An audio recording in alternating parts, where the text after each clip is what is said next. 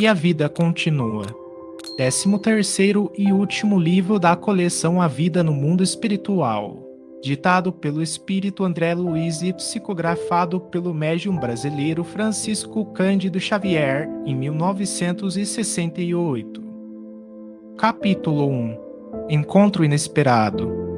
O vento brincava com as folhas secas das árvores, quando Evelina Serpa, a senhora Serpa, decidiu sentar-se no banco que, ali mesmo, parecia convidá-la ao repouso. Na praça jardinada, o silêncio da tarde morna. Para os turistas na estância mineira, naquela segunda quinzena de outubro. E, entre esses poucos, ali se achava ela em companhia da governanta que ficara no hotel. Afastara-se do bulício caseiro, sentindo fome de solidão. Queria pensar.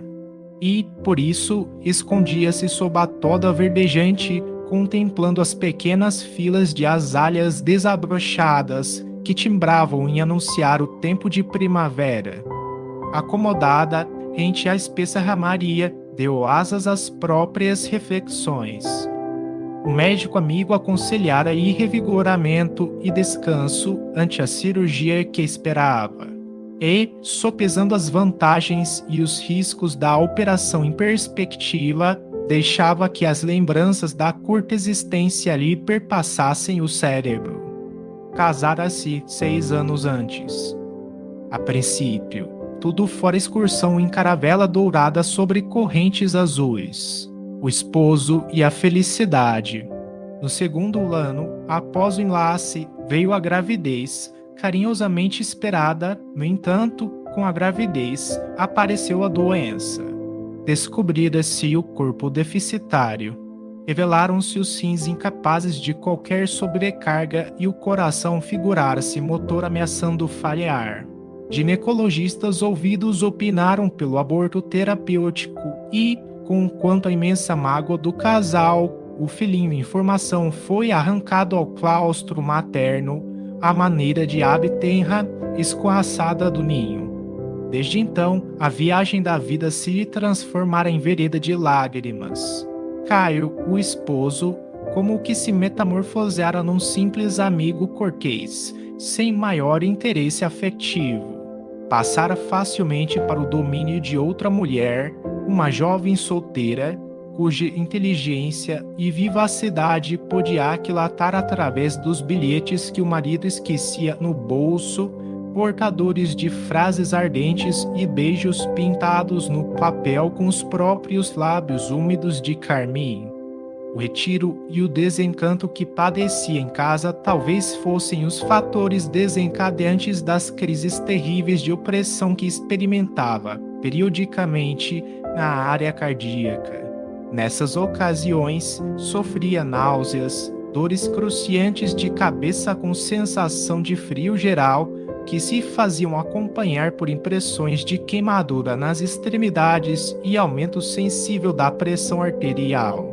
No ápice da angústia, admitia-se prestes a morrer. Em seguida, as melhoras, para cair, dias depois, na mesma condição crisíaca, bastando, para isso, que os contratempos com o esposo se repetissem. Arruinara-se a resistência, esvaíam-se as forças. Por mais de 2 anos, vagueara de consultório a consultório, sondando especialistas.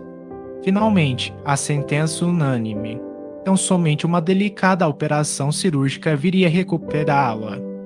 No íntimo, algo lhe dizia ao campo intuitivo que o problema orgânico era grave, talvez lhe impusesse a morte. Quem poderia saber? Indagava-se. Ouvia os pardais chilreantes, cujas vozes lhe serviam por música de fundo à meditação, e passou, de repente, a calcular quanto ao proveito da própria existência, enumerando aspirações e fracassos. Valeria furtar-se aos perigos da cirurgia, que sabia difícil, para continuar doente ao lado de um homem que passara a desconsiderá-la no tálamo doméstico. E não seria razoável aceitar o socorro que a ciência médica lhe oferecia a fim de recobrar a saúde e lutar por vida nova, caso o marido a abandonasse de todo? Contava apenas 26 anos. Não seria justo aguardar novos caminhos para a felicidade nos campos do tempo? Embora sentisse profundas saudades do pai, que desencarnara ao tempo em que ela não passava de frágil criança, havia crescido na condição de filha única, sob a dedicação de carinhosa mãe, que, por sua vez, lhe dera um padrasto atencioso e amigo, ambos com o marido, e constitui uma família, o lar da retaguarda. Naquela hora, mergulhada nas virações do entardecer, mentalizava os entes queridos, o esposo, a mãezinha e o padrasto distantes. De súbito, lembrou o pai morto e o filhinho morto ao nascer. Era religiosa, católica praticante e mantinha, com respeito à vida além da morte, as ideias que eram infundidas pela fé que abraçava. Onde estariam seu pai e seu filho?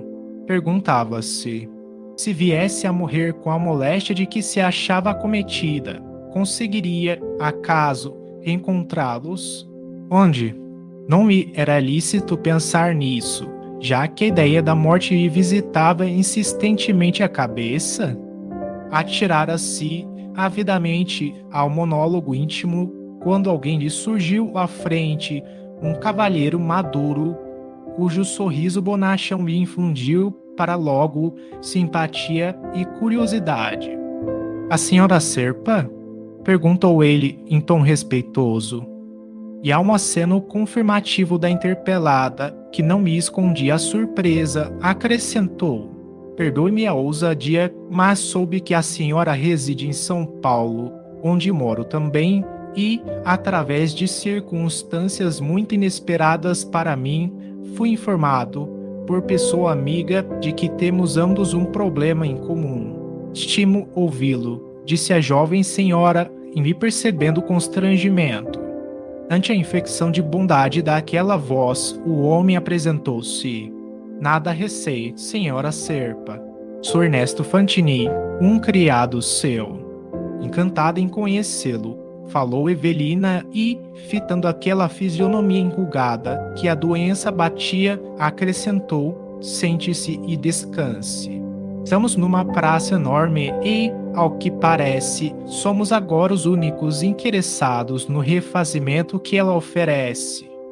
Encorajado pela gentileza, acomodou-se Fantini em assento próximo e voltou a expressar-se, avivando o diálogo que a atração mútua passou a presidir. A dona do hotel, onde nos achamos, fez-se amiga da governanta que lhe acompanha a viagem e vinha a saber, por ela, que a senhora enfrentará também uma cirurgia de caráter difícil. Também. Sim, porque estou nas mesmas condições. Tenho a pressão arterial destrambelhada, corpo a matroca. Há quase 3 anos, ouço os especialistas. Ultimamente, as radiografias me acusam. Tenho um tumor na suprarrenal. Presinto seja coisa grave. Compreendo. Reticenciou Evelina, pálida. Conheço tudo isso. Senhor, não precisa contar-me. De quando em quando, deve atravessar a crise. O peito a sufocar, o coração descompassado, as dores no estômago e na cabeça, as veias a engrossarem no pescoço, as sensações de gelo e fogo ao mesmo tempo e a ideia da morte perto. Isso mesmo. Em seguida, as melhoras de algum tempo para depois começar tudo de novo a qualquer aborrecimento. A senhora sabe. Infelizmente, o médico repetiu algumas vezes para mim o nome da moléstia de que sou portador. Gostaria de saber se a senhora já ouviu a mesma informação a seu respeito. Fantini sacou do bolso minúsculo a caderneta e leu em voz alta a palavra exata que lhe definia o problema orgânico. A senhora Serpa dissimulou a custo o desagrado que a enunciação daquele termo científico lhe causava, mas, dominando-se, confirmou: sim, meu marido, em nome do nosso médico, deu-me a saber este mesmo diagnóstico em se referindo ao meu caso. O recém-chegado percebeu o aborrecimento da interlocutora e ensaiou o bom humor. Deixe estar, senhora Serpa, que temos uma doença de nome raro e bonito, que não impede tenhamos crises frequentes e feias, replicou ela com graça. Fantini contemplou o céu muito azul da tarde, como quem se propunha elevar a palestra no rumo de planos mais altos, e Evelina seguiu-lhe a pausa em silêncio comovido, entremostrando igualmente o propósito de alçar a conversação, sofrimento acima, sedenta de refletir e filosofar.